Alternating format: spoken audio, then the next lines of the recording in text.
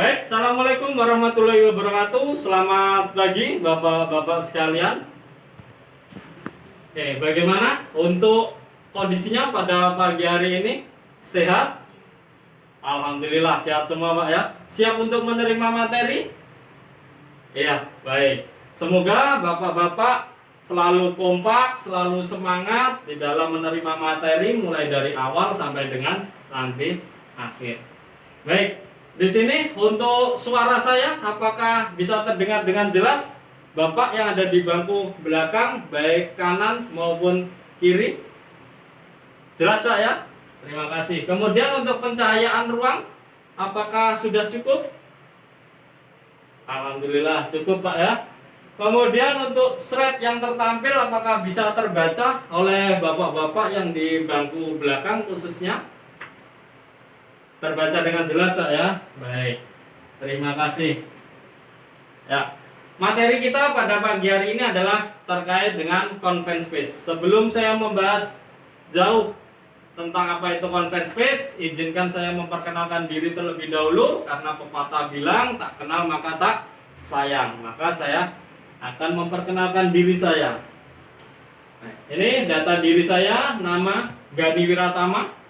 Kemudian pekerjaan sebagai anggota rescuer, alamat domisili di Sidoarjo, Jawa Timur, dan untuk nomor telepon yang terkoneksi dengan WhatsApp ini 0812 3099 8959.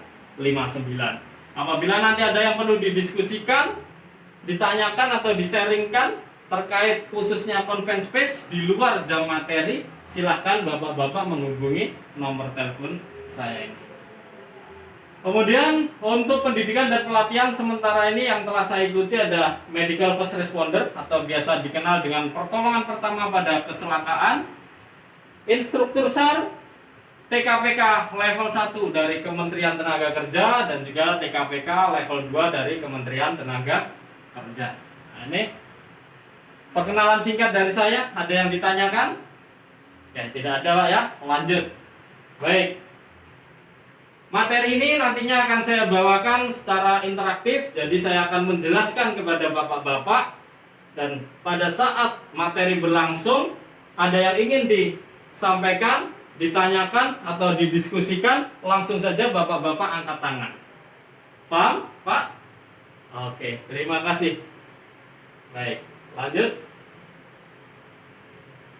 Dalam pelaksanaan materi ini tentunya harus kita buat kesepakatan bersama supaya materi berjalan dengan nyaman dan lancar nantinya, harapan kita.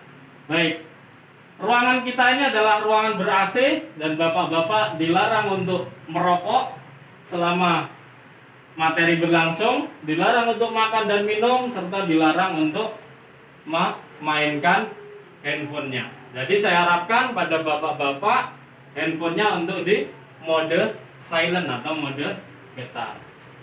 Mengingat sekarang masih dalam masa pandemi ya, ini saling mengingatkan untuk saling menjaga satu sama lainnya. Bapak-bapak diharapkan menggunakan masker dengan baik dan benar, kemudian menjaga jarak aman antara satu orang dengan orang lainnya. Seperti yang sudah kita terapkan di sini, bangku Bapak-bapak sudah disusun sedemikian rupa sehingga ada jarak aman antara Bapak yang satu dengan yang lainnya. Kemudian mencuci tangan sebelum dan setelah menyentuh sesuatu. Sebelumnya saya mohon izin Bapak-bapak untuk melepas masker supaya nantinya suara saya lebih jelas terdengar oleh Bapak-bapak dan ekspresi wajah saya bisa terlihat oleh Bapak-bapak. Apa diizinkan Pak? Diizinkan Pak ya? Oke, terima kasih Pak. Nah, seperti ini kan nampak senyum Pepsodent saya Pak ya. Baik. Lebih jelas lagi suara saya Pak? Alhamdulillah lebih jelas lagi Pak ya. Karena tadi masih tertutup oleh masker. Baik, kita lanjutkan. Ya, di tampilan layar kita di sini ada sebuah gambar di mana ini bisa kita deskripsikan bersama-sama Pak tentang gambar ini. Mungkin dari Bapak yang di ujung kanan belakang. Silahkan deskripsi tentang gambar ini, Pak. Ya, ruangannya sempit. Oh ya, ruangannya sempit, Pak ya. Yang lainnya lagi. Ya Bapak, monggo. Oke. Pintunya hanya satu, Pak ya. Pintunya hanya satu di sana. Oke, baik. Yang lainnya lagi mungkin bisa menambahkan, silahkan. Ya, Bapak yang di bangku paling belakang, silahkan. Ya Pak. Ruangannya gelap. Ya, gelap, pencahayaannya kurang. Baik.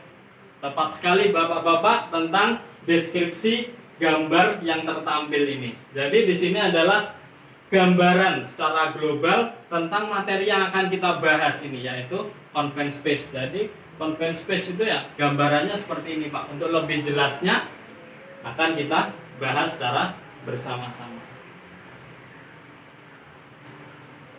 Selanjutnya sasaran dari pelatihan ini, kita harapkan ada capaian atau ada sasaran yang akan kita capai. Di antaranya yaitu setelah mengikuti pelatihan, diharapkan Bapak-bapak memahami apa yang disebut dengan ruang terbatas ya. Kemudian yang kedua, mengenali contoh-contoh dari ruang terbatas, dan yang ketiga adalah memahami bahaya di ruang terbatas. Kenapa ini perlu kita capai untuk sasaran ini? Karena kita ketahui bahwasanya ruang terbatas adalah ruang kerja yang memiliki resiko bahaya tinggi ya. Harapannya kita bisa bekerja dengan nyaman, dengan aman, dengan selamat, dengan menerapkan K3 bekerja di ruang terbatas. Jelas sampai sini, Bapak? Ada yang ditanyakan? Belum ada, Pak ya? Baik, lanjut. Definisi. Nah, definisi ruang terbatas. Mungkin Bapak-bapak di sini ada yang tidak asing dengan ruang terbatas atau bahkan pernah beraktivitas dengan ruang terbatas secara langsung. Oke, silahkan, mungkin ada yang bisa menyampaikan definisinya. Ya, monggo Bapak. Oke, ya, terima kasih. Ada yang lain lagi mungkin yang mau menambahkan? Ya, Bapak yang di ujung kiri, silahkan. Ya, terima kasih Bapak. Ada lagi yang mau menambahkan? Ya, Bapak yang di depan, monggo.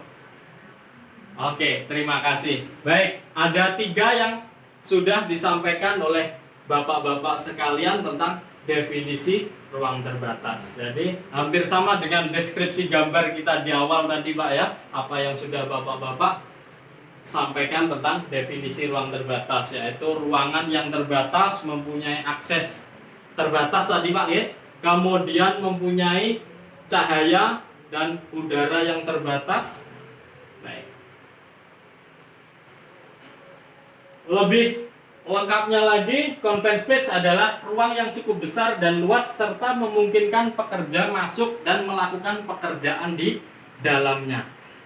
Jadi ruang terbatas itu bisa saja konfigurasi ruangnya cukup terbatas, cukup luas, Pak, cukup luas untuk kita masuk dan melakukan pekerjaan di dalamnya. Tetapi yang perlu diingat di sini adalah mempunyai akses masuk dan keluar terbatas serta tidak dirancang untuk tempat kerja. Jadi meskipun konfigurasi ruangnya luas untuk kita bekerja dan masuk di dalamnya, tetapi di sini perlu kita ingat bahwasanya mempunyai akses masuk untuk keluar dan masuk yang terbatas. Nah, seperti contoh di gambar ini, manhole-nya terbatas, Pak ya. Meskipun konfigurasi ruang di dalamnya ini cukup luas. Kemudian tidak dirancang untuk tempat kerja. Jadi tidak dirancang untuk tempat kerja dalam jangka waktu panjang atau untuk pekerjaan yang sifatnya rutinitas. Tetapi pekerjaan-pekerjaan di area ruang terbatas ini adalah pekerjaan-pekerjaan tertentu yang sifatnya sementara dikerjakan, setelah itu pekerja segera keluar, ruangan tersebut dikunci dan difungsikan sebagaimana fungsi awalnya. Pekerjaan-pekerjaan tertentu di dalam ruang terbatas tadi meliputi inspeksi, kemudian pemeliharaan, perbaikan, dan yang terakhir ada penyelamatan, Bapak-bapak. Jadi apabila pada saat inspeksi, pemeliharaan ataupun perawatan, pekerja yang melakukan pekerjaan tersebut mengalami kondisi emergensi, nah, pekerjaan yang terakhir ini tadi, penyelamatan, akan diterapkan. Seperti itu. Yang jelas dalam kita bekerja, dalam pekerjaan apapun, khususnya di confined space, kita ingin pekerjaan kita selalu aman, selamat, ya kan, dan nyaman pada saat kita melakukan pekerjaan.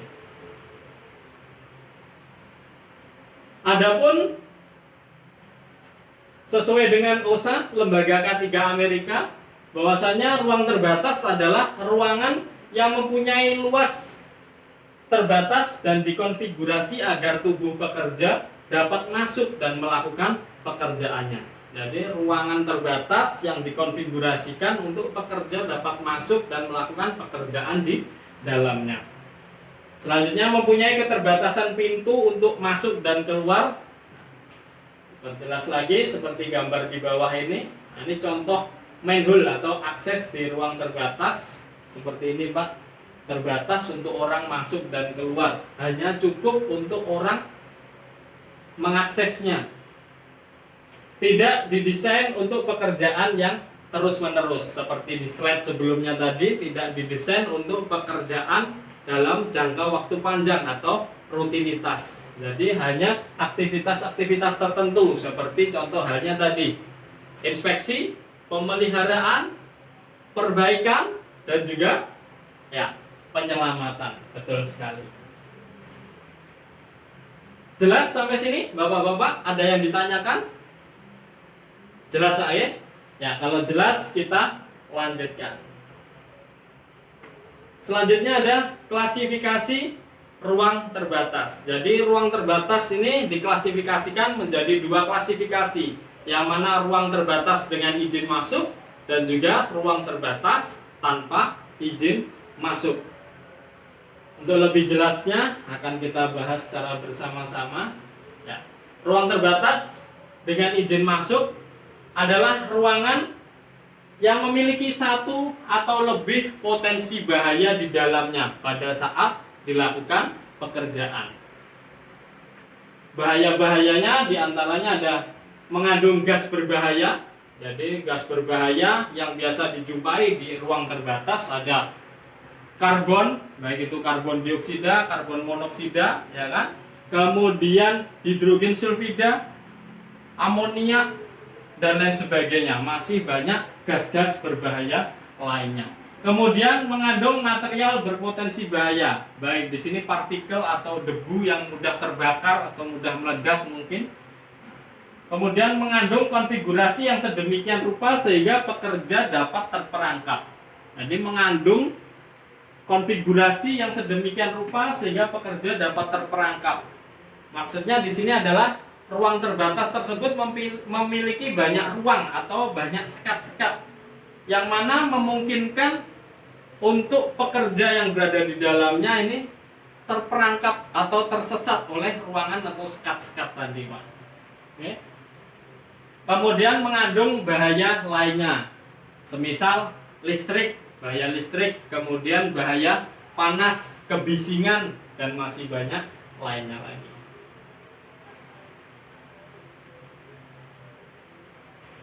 Klasifikasi yang kedua yaitu di mana confined space tanpa izin masuk, yaitu tidak adanya bahaya yang berpotensi di dalam ruang terbatas tersebut.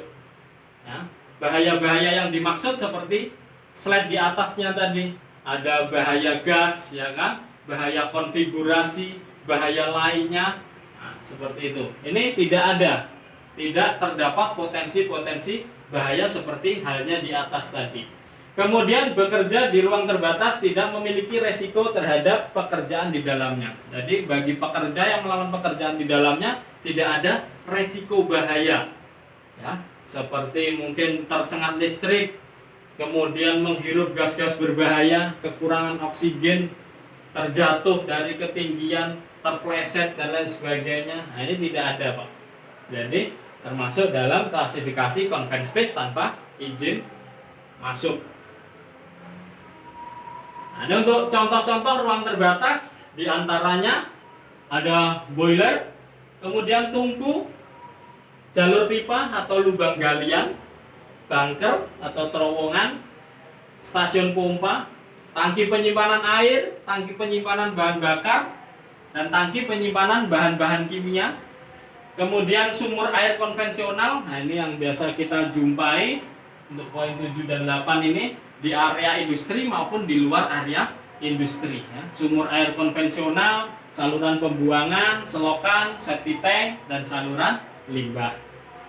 Yang selanjutnya ada silo atau gudang penyimpanan bahan-bahan tertentu dan juga kontainer, serta masih banyak lagi contoh-contoh yang lainnya. Sampai sini jelas Bapak-bapak? Lanjut? Oke, lanjut ya.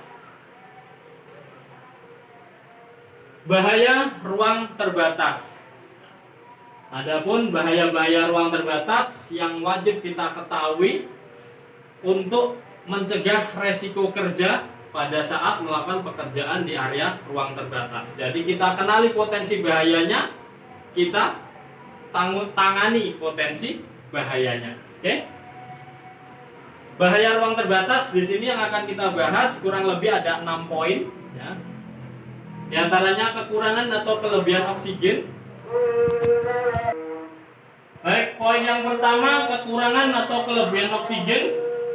Nah, di mana kita ketahui bahwasanya nilai ambang batas kita bekerja oksigen adalah 19,5 sampai 23,5%. Di mana apabila kurang dari nilai ambang batas, ini akan berdampak pada kesehatan dan keselamatan kita sebagai pekerja.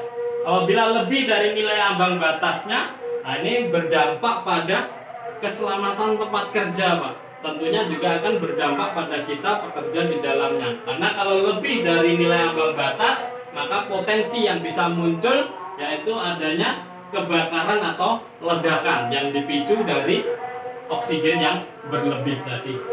Kekurangan oksigen dapat diakibatkan oleh konsumsi atau perpindahan oksigen ya. Contoh dari sebuah pengerjaan, mungkin pembakaran atau mungkin dari proses pengelasan. Nah, ini. Seperti yang kita ketahui, syarat terjadinya nyala api ada segitiga api, di mana salah satunya adalah oksigen. Betul? Oke. Kelebihan oksigen sebagai pemicu kebakaran dan peledakan.